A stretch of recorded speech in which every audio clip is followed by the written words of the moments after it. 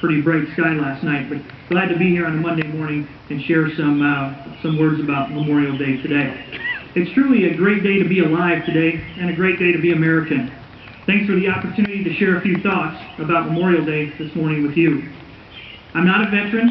I haven't served in the military. I haven't served in the National Guard, and I've never served in any other branch of the military.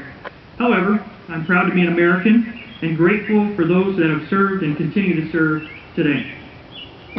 I'm also proud that as the Hampton-Dumont High School principal, we've been able to recognize our local service people, those who have served and those who have continued to serve in our armed forces in our community.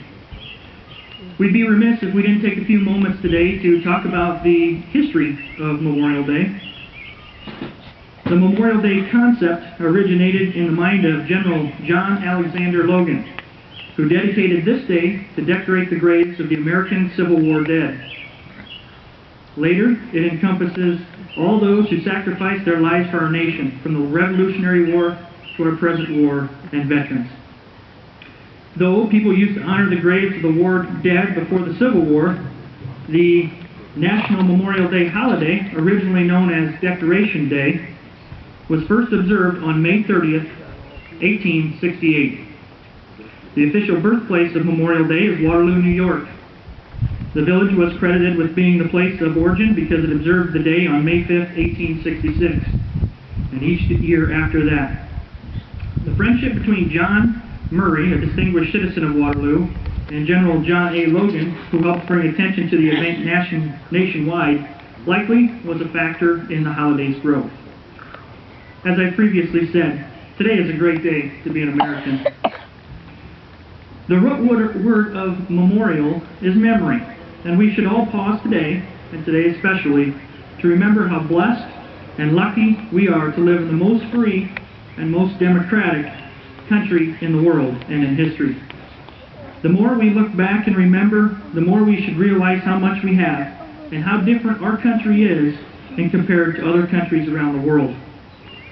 We sometimes wonder why the issues like immigration surface over and over.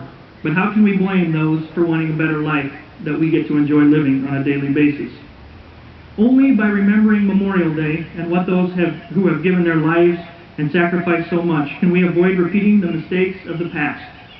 Only by remembering can we understand the monumental sacrifices that our forefathers made for us. And we must, at times, be willing to make those same sacrifices for our own children and our grandchildren. Only by remembering can we realize the lessons that we must teach our children so that they understand what precious words like freedom, faith, democracy, opportunity, and responsibility actually mean. And only by remembering can we find true role models, ordinary people with extraordinary courage and dedication to high ideals, whose work and accomplishments exemplify the famous quote, "The greatest use of life is to spend it for something that will outlast us." Today and every day is a great day to be American. But freedom is not free. War is a terrible thing, as we all know and see often, too often, on the news when one of our own American citizens is killed overseas. War is a terrible thing, but it's a necessary part of preserving our freedom and defending it against tyranny and violence.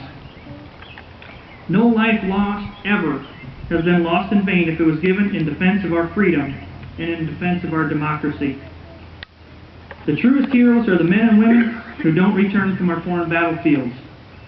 Those are the ones who make the ultimate sacrifice for us and for our freedoms. Bless our soldiers today and bless their families as they're overseas and away. And remember, today is a great day to be an American. I often chuckle when I hear my grandparents talk about the trials and tribulations that they've encountered throughout their lifetime. Slavery, world wars, and of course walking to school both ways with no shoes on, uphill, after milking cows. As an educator, it intrigues me to realize that most students today believe that the wars of past were so far long ago and something they only read in the textbook. But the truth of the matter that many of you know is that they were not that long ago. Although each year our living veterans are less and less, Many veterans are still living and holding on to the stories and experiences of serving in the various wars. As a parent, as an educator, and as an American, we have the responsibility today to help today's youth be grateful for those that have served and continue to serve in our armed forces. We should be grateful for the people who fought for our freedoms and protected our borders. Teaching our youth today is important to preserve our freedoms that we get to enjoy on a daily basis.